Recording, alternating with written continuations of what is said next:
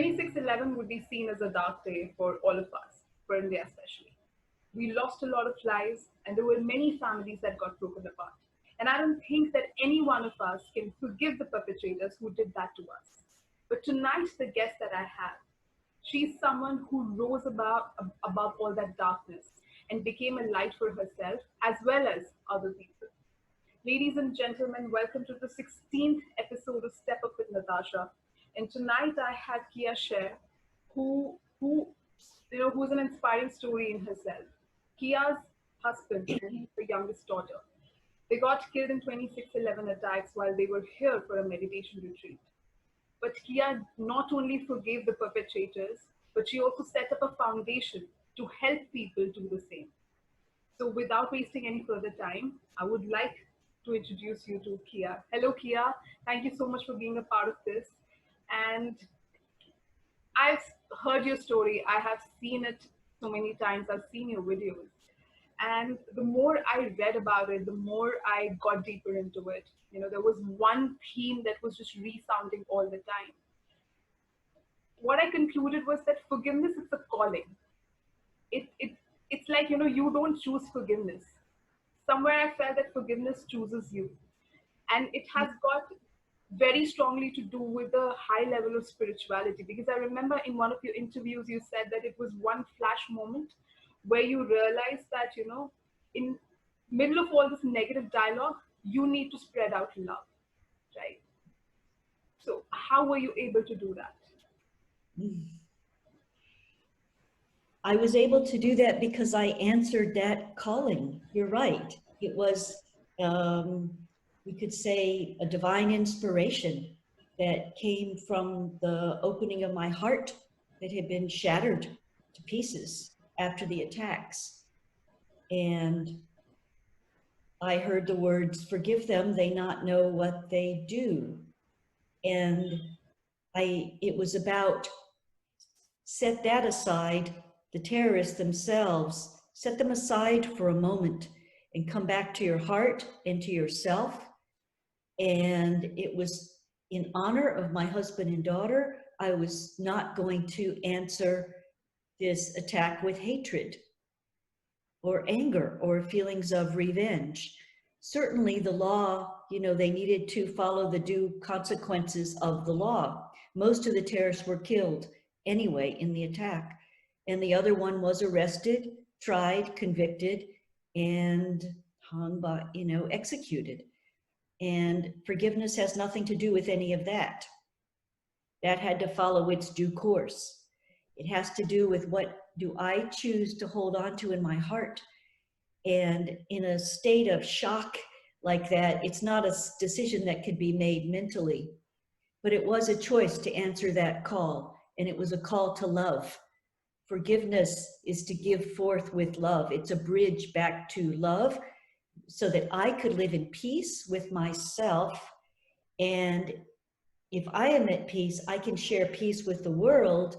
And perhaps we could engage in conversations together that would help us to prevent acts of violence by working together with respect for our differences. But don't you get this a lot of times, Kia? Because I think in those circumstances, it's very natural for people to break down, and which I'm sure even you did. I have seen your videos. You were talking about the tragedy, and after that, how you actually picked up your life again. But in that moment, don't you get a lot this from people that it's just somehow they're not able to do it. Somehow they're just not able to let go of it. And they say that, it's beyond our control. We cannot do that. It's just sometimes some people are chosen for it. I don't think I was chosen for it or anything like that.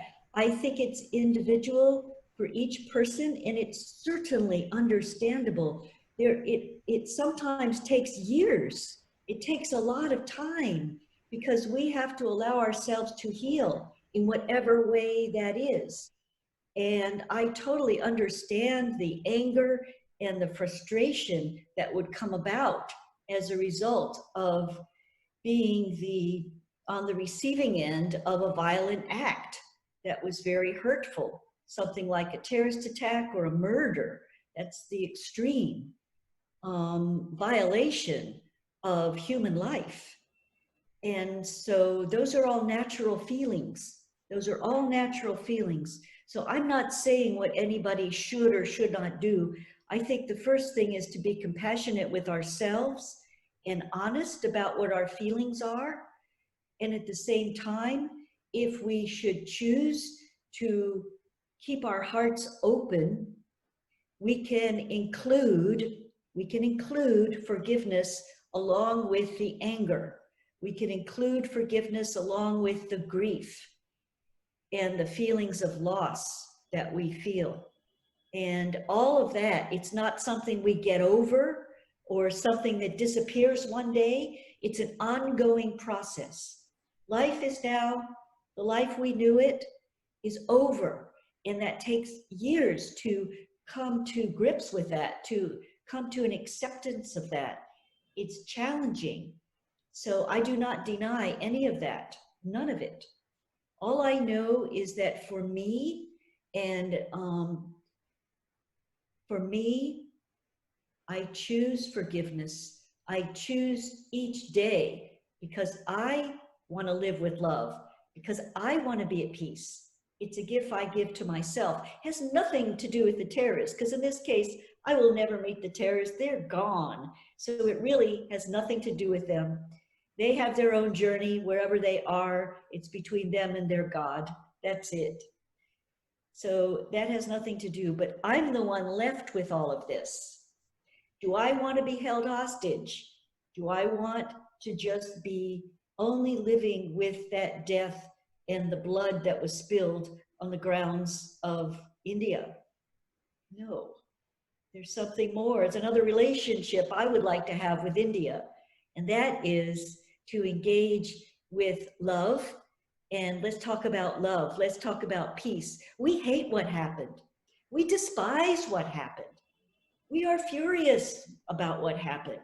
It's beyond anger. It's moral outrage about what happened. But how can we prevent it? We don't want more people to be killed. Well, to prevent it, we need to start talking to each other. So let's begin by talking with those that are open to that engagement, and then work our way towards approaching those who might have closed their minds and their hearts, and reach out with respect. Love doesn't mean passive acceptance. Love does not. Love is courageous, and love is not afraid to meet those who have extreme differences and say, look, can we agree on one thing? One thing. Let's agree that life is sacred. You're alive, I'm alive. We are breathing this same air.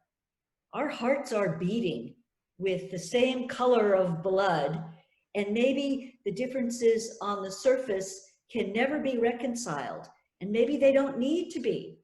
But can we agree that we will not hurt each other or each other's children or each other's husbands, wives, daughters, sons? Can we agree on that?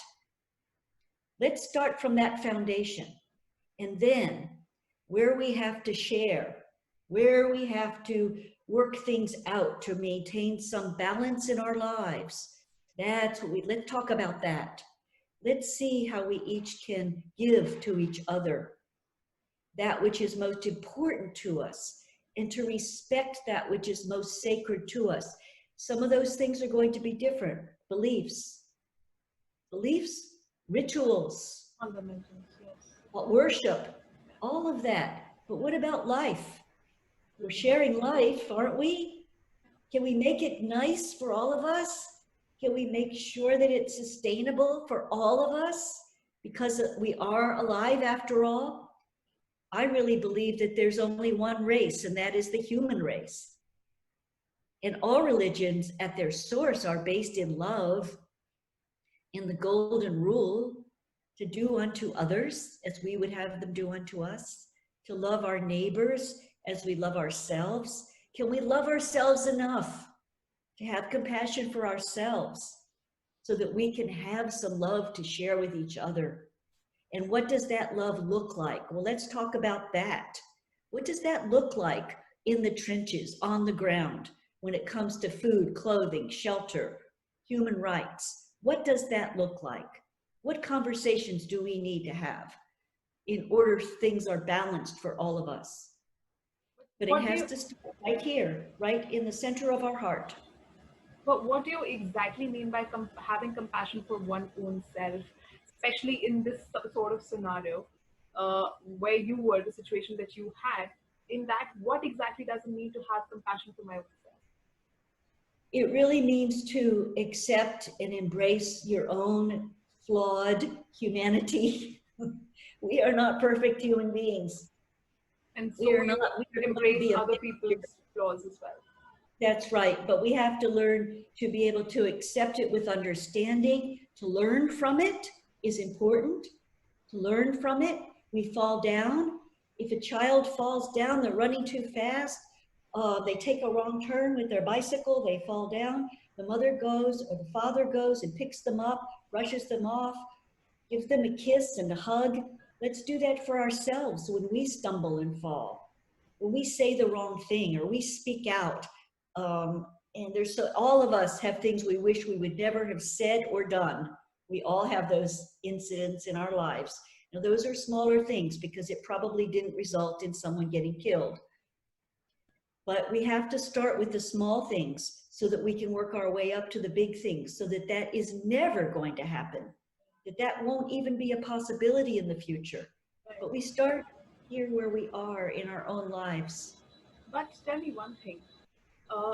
Because you have been associated with spirituality way before all of this happened. You were already a part of synchronicity, which is a spirituality foundation. And I Right. think your whole family was deeply rooted into it. You never got that thought that, why me? Or, I was already so spiritual. Why did then all of this happen with me? What went wrong? Because this is the general dialogue that people have, especially, when they are on this another dimension plane. This is one of the most, I think, common questions that people then start asking, even if they're very religious. This would be something that, then why did this happen with me? I had so much of faith in you. This never happened with you. No, because remember, spirituality is just an aspect, it's an important part of everybody's life, no matter what name we give it. It doesn't matter, even if we don't choose to call it that at all, or we don't believe in a God, so to speak, but there is a deep part of ourselves, a deeply feeling part of ourselves. We are whole human beings. At that point, I was exploring, we were exploring all levels of ourselves. That's what spirituality is. It's inclusive. It's about life, all of life. So at that point, I was so connected to all of life that I knew that life contains both the negative and the positive. I knew that existed within me, and it certainly exists in our outside worlds. Those worlds come together sometimes, and that outside world is going to contain everything from the extreme negative to the extreme positive, and everything in between. Why would I be excluded from that if I'm a human being? Just because I'm meditating, for God's sakes? My meditation gave me a foundation to be able to meet it there. And so it would destroy me. It gave me the tools, the strength, so that it wouldn't have to destroy me. But it didn't prevent anything from happening, that's for sure. None of us is excluded from any of that. None of us has a get out of jail card free. We don't have that. But how are we going to meet life? And who are we going to be in response to whatever happens in our lives, good or So, bad? so basically, what I'm hearing is that you saying that you need to accept the negative as well along with the positive to actually be one with life. Because the moment you know that this is your own, like that negative is also a part of you, it will become easy for you to forgive. It's just that, sometimes Absolutely. we all have positives and negatives. Yes, our negatives won't be at that degree, but still we have our own flaws, right? Yes, this is a beautiful point, and I love that you're getting very deeply into this, because I think this is a very important conversation to have, and I think it will be helpful for people to have a deep exploration of this. I'll tell you something, I never thought that, terrorist was a very foreign concept to me, but obviously it became a very close experience because of what happened.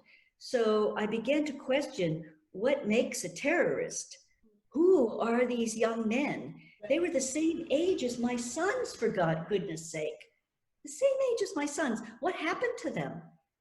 I know that nothing will really justify. I don't believe in that they were justified just because they believed something. Maybe they were brainwashed. Maybe they were hungry. Maybe their families needed money. We don't know. There's a lot of theories around all that and a lot of stories around it. Who knows what the truth is? Maybe a combination of all of it. But deep down, who were they? When they were little boys, were they happy and smiling and celebrating birthdays and holidays and things like that? What happened to them? Somehow they got closed down. They got disconnected.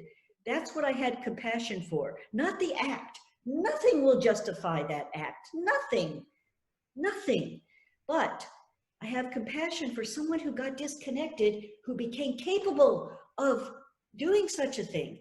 There was a disconnect. The more we are disconnected from that deep part of ourselves, the more we're disconnected from other humans, and the more capable we are of harming other humans, whether by thought, word, or deed. And in this case, it was an action that took away lives. Okay, so now what I'm going to say is it's a complex thing, but I think it's very closely related, right? Now, hear me out on this.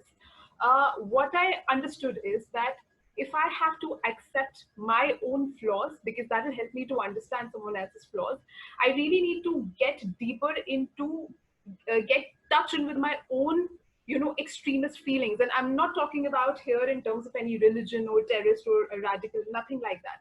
But what is the most dirtiest or what is the most worst thoughts I can have?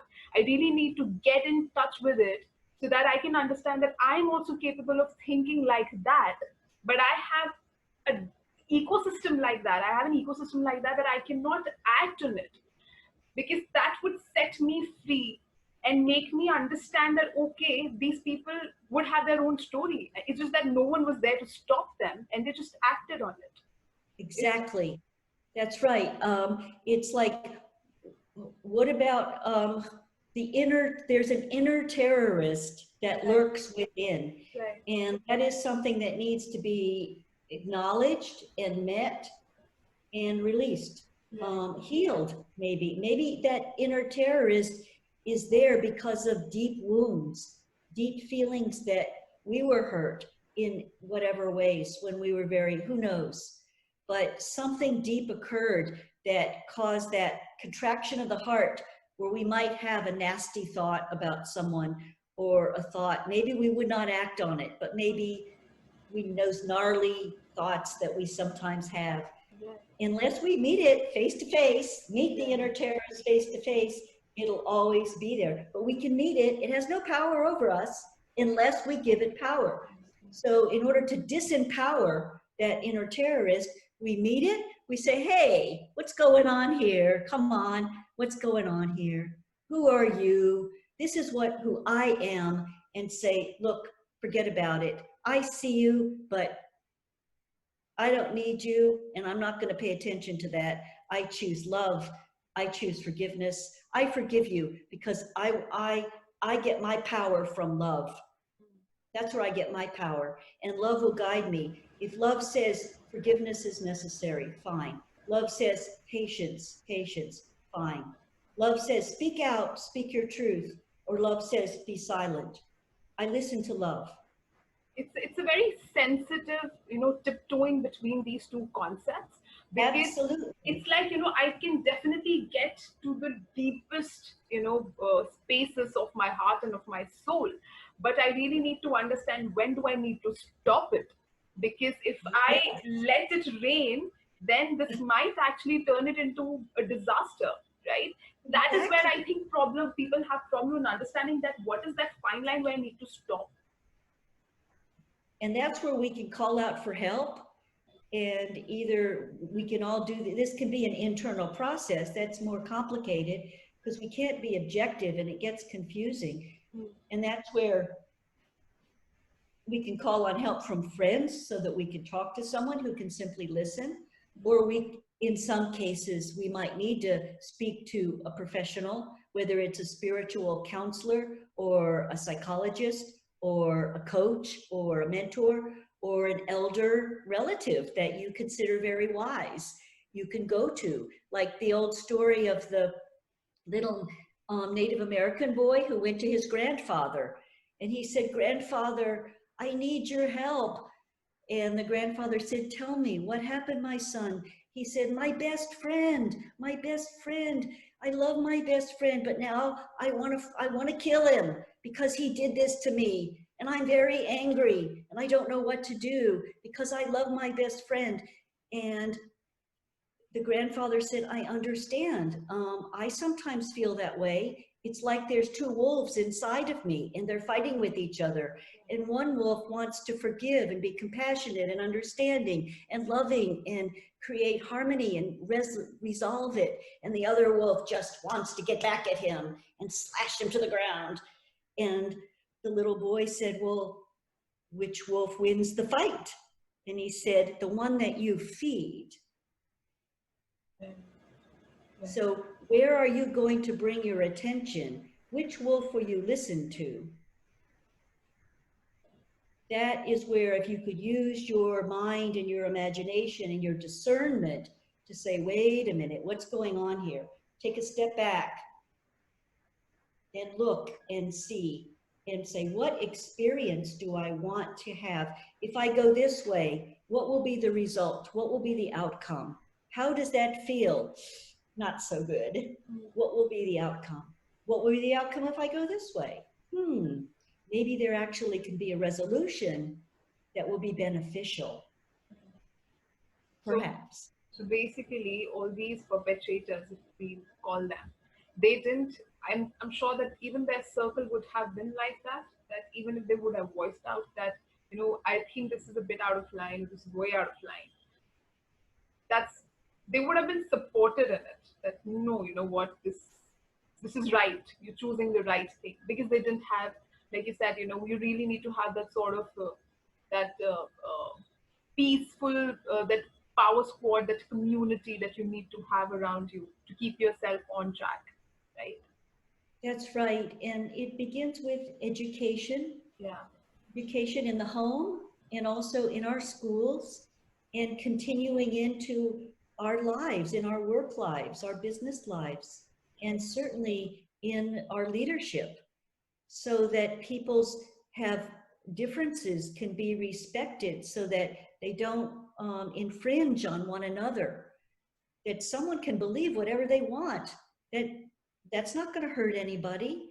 Why can't they believe whatever they want, but allow someone else to believe whatever they want and celebrate and worship however they want, or not? Or if they choose not to believe anything, allow them that choice. It doesn't hurt anybody. But let's put our attention on things that nurture life and allow people to make their own choices for what nurtures them. And then together, the things that need to nurture life: food, clothing, shelter, education, economics, money, all of that. How can we work to sustain life? Then we need to work with our differences and collaborate so that all our creativity can be there. We can help each other in so many ways. True. I know that how did you react, but I want you to say for my audience that when you got to know that Kasab was hanged, what was your reaction? Because I know that what was your reaction when you got to know that Kasab was hanged, that terrorist was hanged, was executed? What was your reaction? My reaction when I first heard about the attack? No. When you got to know that the terrorist was executed, was hanged, Oh, Kasab. okay. Yeah.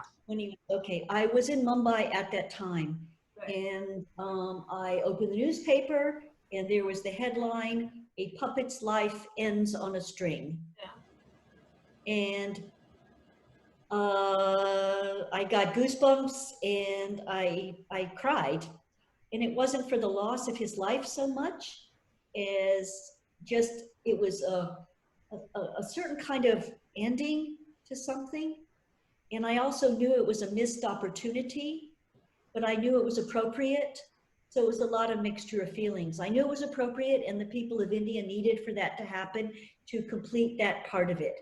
I knew that it wasn't complete because there were a lot of more parts to that, a lot of more, cogs in that wheel. But that was a part and that was laid to rest. So I knew that that was that. So it was kind of relief from that. But I also knew that I felt if people had been open to, I mean, he should have been, certainly he was never to be set free ever again, but if he could have been, he could have served humanity if he could be re-educated and got reconnected, and then maybe he could speak out and prevent other terrorist attacks by helping to educate other prisoners, other terrorists who were also incarcerated about life. If he could have somehow gained a deeper understanding of his own spiritual nature and the connection of all of humanity. Maybe that was a naive vision or fantasy, but I felt he could have served a purpose to serve the Indian population, even in prison, maybe serve other prisoners, I don't know. But certainly the rest of his life could have been put into service rather than just ending. But I certainly understood why it had to end that way. What would you say if, I mean, how would you put forgiveness in a situation where if the perpetrator wouldn't have ever realized that what he did was wrong? In that scene, in that situation, is it still, does it still, become, is it of the same intensity to forgive than someone at that point of time if the perpetrator never realizes? Right. And certainly now this is separate from the law. It doesn't Yeah, mean yeah. if they broke the law, they killed, they have to, those consequences have to be put in place. Right, right. That's a Separate, given. separate. I'm talking about an individual person. Yeah. So in terms of individual feelings and emotions, it's just, I think, more impersonal, and it's really up to the person in their own heart what what they want to do. I think that there are different situations, and the film, the Netflix film that was made, that Swati Chakravarti, it was produced by Amir Khan Productions, but Swati Chakravarti spent a couple of years interviewing my particular stories in it, but also two others that were very different in it. And it approaches it from another angle. That's another angle of forgiveness for those. One was a political assassination, and then the other one was the nun, the farmer who murdered the nun, and it was more of a deep misunderstanding about, it was a religious issue, but it was a deep misunderstanding. But in both cases, the family members came over a period of years to understand, because in those cases, those murderers felt justified and they felt that's what they had to do for righteous reasons. Right. And then the family members came to understand the whole story of it and ended up getting them out of prison. And it was just, it's very moving. So it's a hard film to watch because it's very emotional. But to answer that question, going to watch that film and to see those stories goes a long way to help understand those different situations. But there are unique situations for each of us. And sometimes maybe it's just more impersonal. But I think it's always about what we want to hold on to or release. And forgiveness allows us to release something and heal from it. Had you had an opportunity to actually meet Kasab, what would you have done or said, or what would you have done had you met him? That's a tricky one. I did write the letter to the terrorist at one point, and I thought that at some point, maybe that letter could be translated and read to him. But it was about to remind, I'm not, it would have been emotional, and I'm not sure I would be able to say a word. But the letter that I wrote here in Virginia, that if I were able to meet and to share that, it would be about, do you realize about the sacredness of life? And do you realize that your life is just as sacred as the lives of those that you killed, that there is a sacredness to life which was destroyed. Right. And do you realize that you could save a lot more lives than you killed if you speak out about that and educate other young men who could become terrorists? Do you realize the power you have if you were to realize and connect to the sacredness of life in yourself and others? That's really the main message, because that's what was lost and destroyed. Tell me about your foundation that you have set up. What kind of work are you? Because I heard that you do it with a lot of businessmen and entrepreneurs. Trying to build the system and help them imbibe this. So, what exactly, like, how are you taking it forward with your whole forgiveness message? Because I found it really beautiful, and I think more and more people should be knowing about it. Well, if we want to have peace in the world, because the 26/11 attack was considered an act of war Yeah. upon the state of India. So therefore, we want to prevent such acts of violence, which are all acts of war against humanity. And so to do that, we have to kind of take it way back to ourselves and to live with love. And I know it just sounds like an ideal that's not possible. So let's make it practical. So when I was in Mumbai, it was all about making it practical. So that's why I interacted and engaged with the business community, because you can't have a peaceful society, without a strong economy.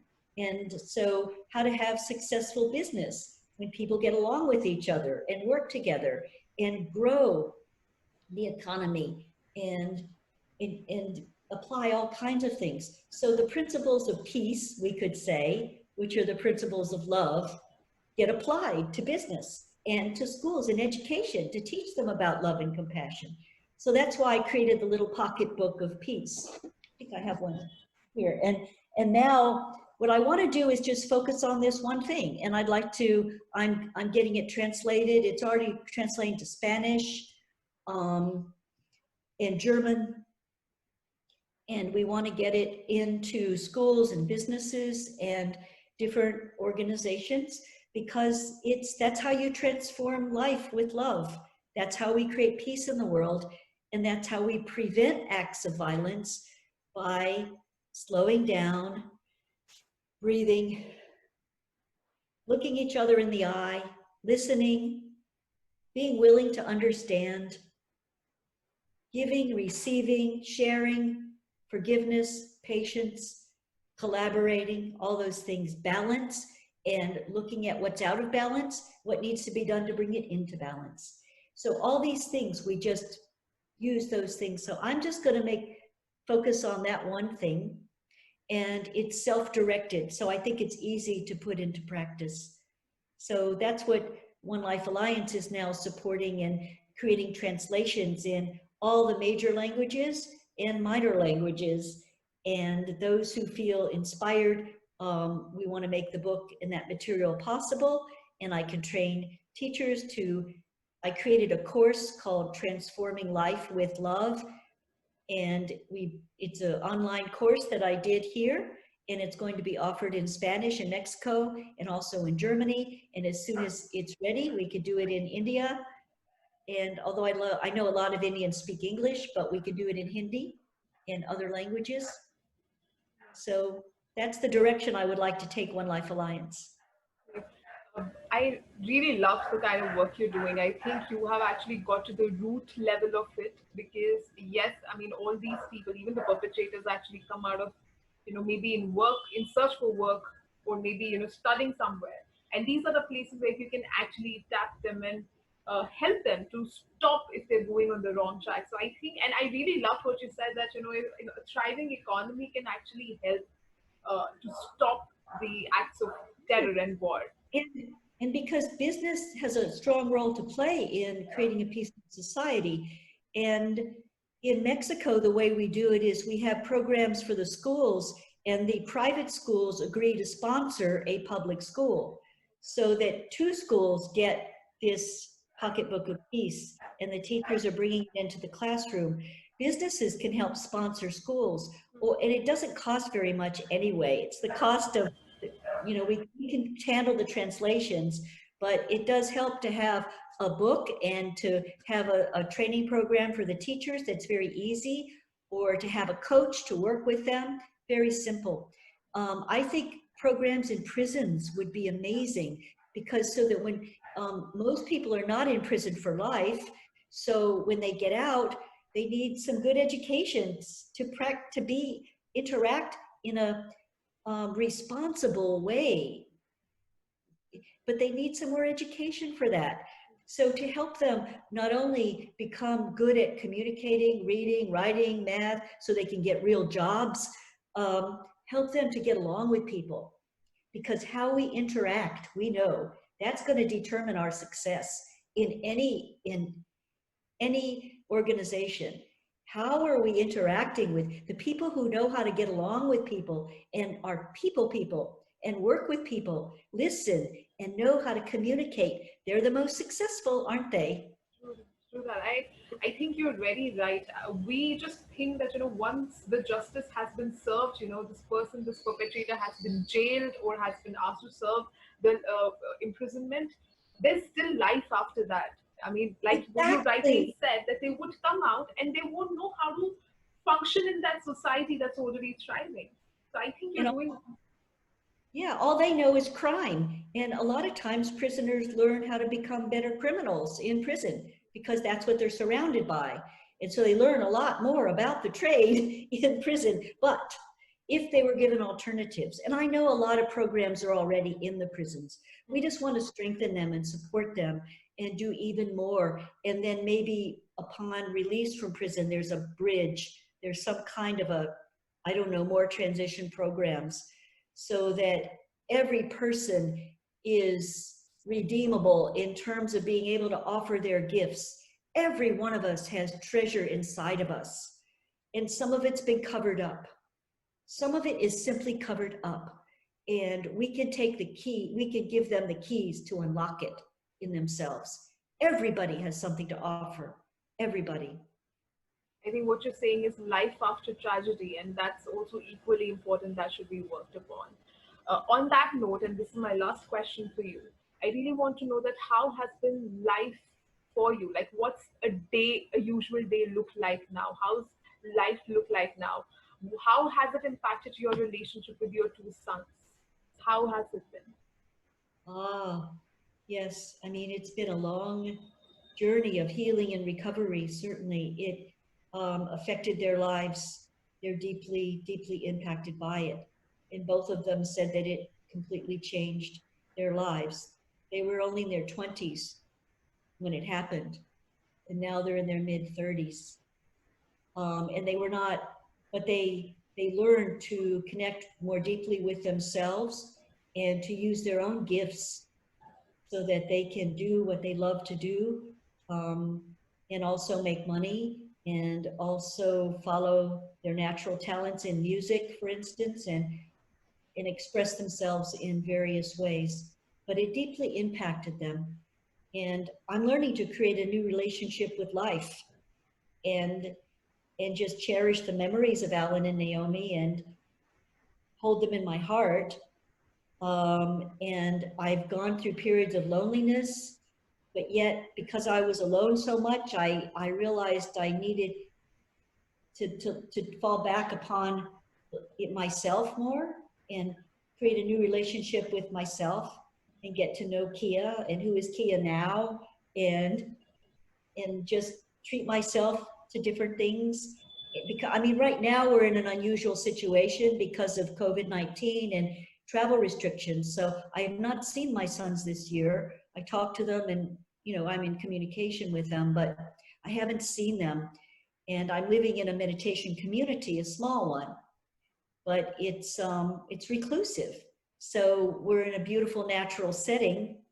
So anyway, today I thought it's a beautiful day. It's not too hot today. So I'm going to pack myself a picnic lunch and I'm going to go off and sit by a stream, and I'm having a picnic on my own. And I'm going to be with the birds and the bees and the trees and the squirrels and the deer. And I'm just going to enjoy the day. I can't Just make my day dependent on whether I'm with a boyfriend or a husband or a son or a daughter. Trust me, all of us who are right now literally trapped in our homes, whatever you That's right. said, that sounds like such a great plan. I mean, all of us have been wanting to get out. Even if you're in your own living room, put out your picnic blanket and go sit on the floor and raise a glass and say cheers. I Put think on I'm some going to do that. music. I think I'll take Cheers. that advice. I'll definitely do that. But thank you so much, Kia. Thank you. I mean, thank you is a very small word for to express that, uh, because I know to share that story again and again, it really takes a lot. So thank you so much for honoring me with this conversation and literally opening your heart and sharing with me whatever you went through, your truest and your rawest emotions and your honesty. And I really hope that this great and wonderful work and this mission that you're on, I hope that more and more people actually acknowledge it and accept it, and your efforts are paid off well. And yes, I mean, there's only one life, so I just hope for everyone that let it be a life of love only. Let's stop hatred. Absolutely. That's the great takeaway to take in our hearts is love, love, love, and love some more. Just love. Definitely, and I'm sure that the lives have been changed forever after that. But it's all up to us that whether we just want to be trapped in there or whether we want to make something out of it that can also impact other people in a very positive way, and which you're doing. So thank you so much for being who you are and for doing what you're doing. Thank you. And thank you for your insightful comments and digging deep into it because we don't, in interviews, we don't usually go quite this deep. And I really appreciate that. I love that you went way below the surface on this. Thank you. Thank you. Thank you so much.